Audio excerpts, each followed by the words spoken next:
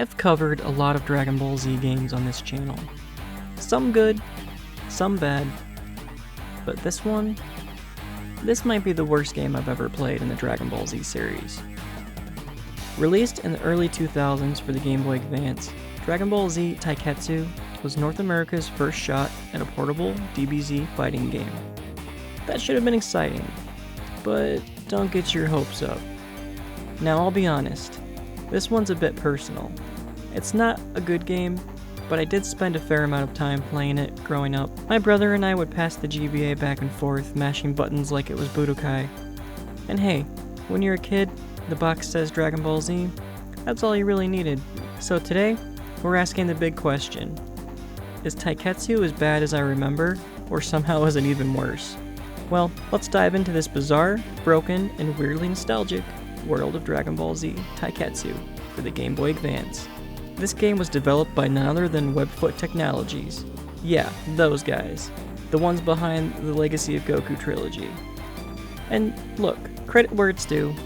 They eventually got pretty good at making Dragon Ball Z RPGs for the Game Boy. But fighting games? Maybe not their calling. Taiketsu was published by Atari and hit the Game Boy Advance in November of 2003. And what we got was, well, something that technically qualifies as a fighting game, I guess? There's actually a surprising amount to dig into here. So let's start with the core gameplay mechanics, characters, and different modes this thing has to offer. Now maybe I'm not the brightest monkey in Frieza's army, but I honestly struggle to figure out how to consistently pull off most of the special moves in this game. And I'm not new to fighting games at all. I've played hundreds of hours of Street Fighter and Marvel. I know how to look up move lists, I know how to input commands, but Taiketsu? Either there are barely any special moves per character, or the inputs are just way too complicated than they need to be. And even if you figure out how to do one of the special moves, the slow input response and the choppy animations make actually landing them a nightmare. Nothing feels smooth, there's no flow to the combat, punches and kicks feel disconnected, hitboxes are all over the place, and good luck chaining anything remotely close to a combo. And that's the thing. A Dragon Ball Z game where you can't reliably fire off iconic moves just feels wrong. Well, a bright point is that the game features a total of 15 playable characters, which honestly isn't too bad for a portable fighter released in the early 2000s. On paper, that's actually kind of impressive.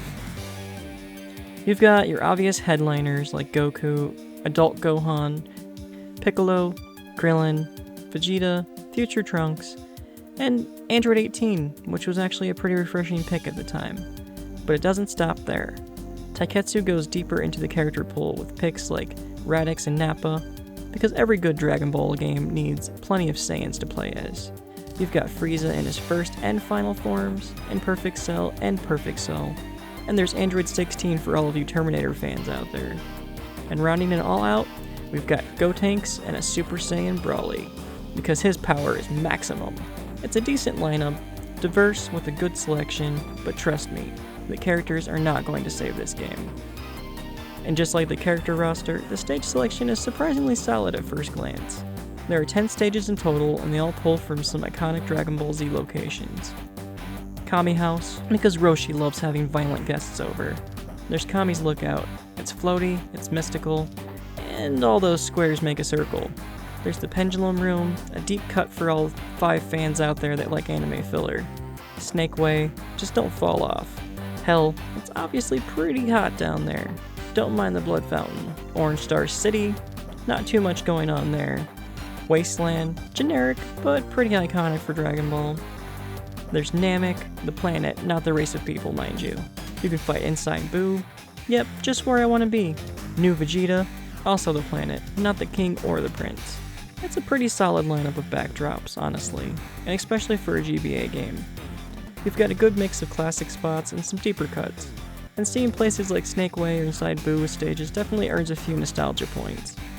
That said, the stages themselves are pretty two-dimensional. There's no destructible environments, no layered backgrounds, and no real interactivity, just flat 2D arenas. Taiketsu features both single-player and multiplayer modes. The multiplayer? Classic GBA link cable action. If you had a friend, a second system, and a cable, and they were also willing to suffer through this. You could battle head to head. But the real meat is in the single player content, which includes a tournament mode.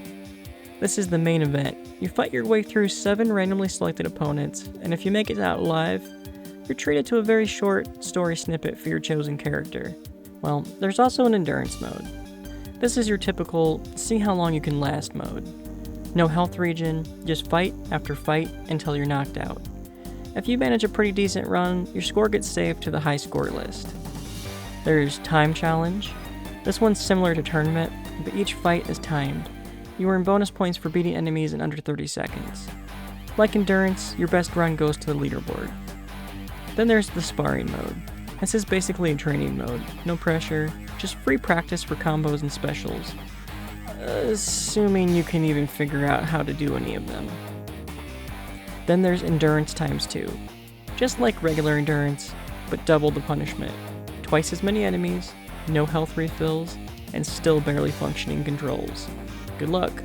Dragon Ball Z Taiketsu has gotten roasted over the years, both back in the day and even now in retrospective reviews. Critics have tore the game up into pieces, talking about the sluggish gameplay, poor animations, and awkward controls, and just the general feeling that the game just wasn't finished. Alright, well, let's talk about the graphics, because if Taiketsu has a single redeeming quality, this might be it. Kind of. On a surface level, the game doesn't look terrible for an early GBA fighter. The stages are actually kind of cool. You've got Snake Way, Inside Boo, Kami's Lookout. They all look like what you're supposed to see in a Dragon Ball game. The backgrounds are detailed enough, and at least give the illusion that you're fighting in the Dragon Ball universe. The character sprites, well, that's where things get a little dicey. Some of them are pretty decent. Goku, Trunks, and Vegeta look recognizable. Others, like Radix or Cell, kind of resemble melted action figures that were left in a hot car. It feels like the game couldn't decide if it wanted hand-drawn sprites or digitized models like Donkey Kong Country, and it ended up somewhere in between. And that somewhere is a very weird, slightly crunchy zone where everyone's jawline is a little too wide, and their hair looks like it's made of Play-Doh. And don't get me started on the animations in this game. Everything feels stiff. Like, characters just snap into their punches. There's no weight, there's no wind-up, no smooth transition frames, just sudden jabs, jumps, and kicks. It's like they're marionettes tied to the wrong set of strings. You know how in good fighting games you can feel the impact of a move? Yeah, Taiketsu is more like watching cardboard cutouts slap each other. And finally, the music. The part of a Dragon Ball game where you hope to hear some fast-paced, high-energy tracks that make you feel like you're about to throw hands with Frieza. But Taiketsu? No. This soundtrack feels less Dragon Ball Z and more like off-brand Dragon Ball Z heard through a busted speaker in a dentist's waiting room. To be fair, the GBA isn't exactly a powerhouse when it comes to sound, but plenty of games on the system manage to deliver catchy, energetic tunes that match the tone of the action. Taiketsu just doesn't. The music loops are very short, they're repetitive, and somehow both forgettable and annoying.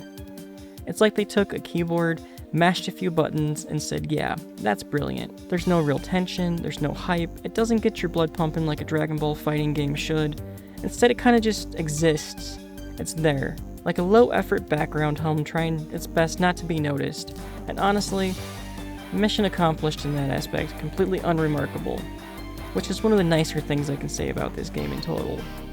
Still, it's not completely hopeless. There's charm in how hard it tries. You can tell that if the game had more time to cook, it might have been something close to memorable or even somewhat fun. A lot of people believe it was rushed out to hit the 2003 holiday season, and honestly, it really shows. From the stiff animations to the borderline unplayable mechanics, it all feels slapped together with duct tape and wishful thinking. I think this game was more of a mandate by Atari trying to ship a Dragon Ball game, and it was sort of hoisted off and forced on Webfoot Technologies.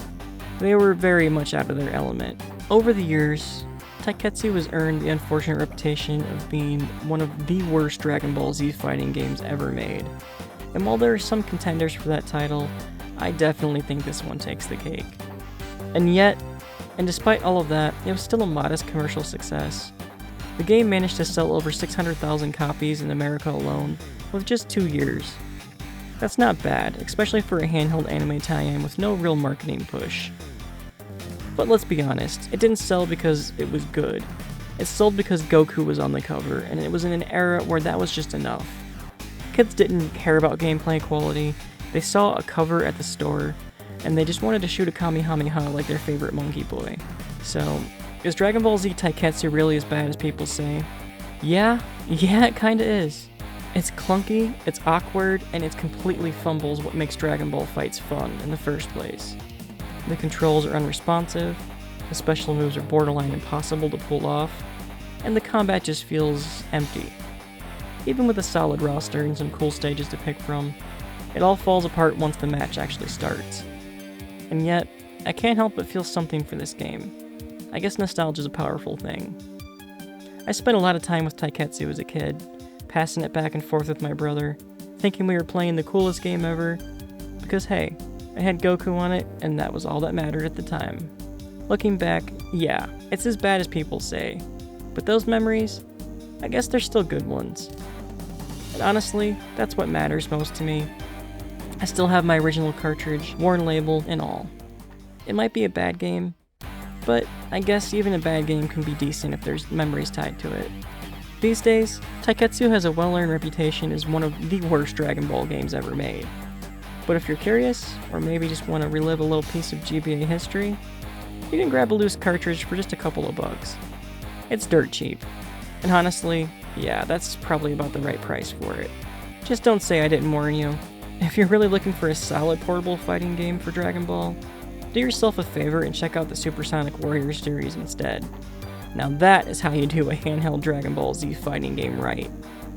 But that's a story for another time, and definitely a whole different video. Well, anyways, that's all I've got for today. So thanks for watching, and if you've enjoyed the video, please consider leaving a like below and subscribing. It really helps the channel grow, and I've got plenty more content like this on the way. So, well, until next time, take care, and I'll catch you on the next video.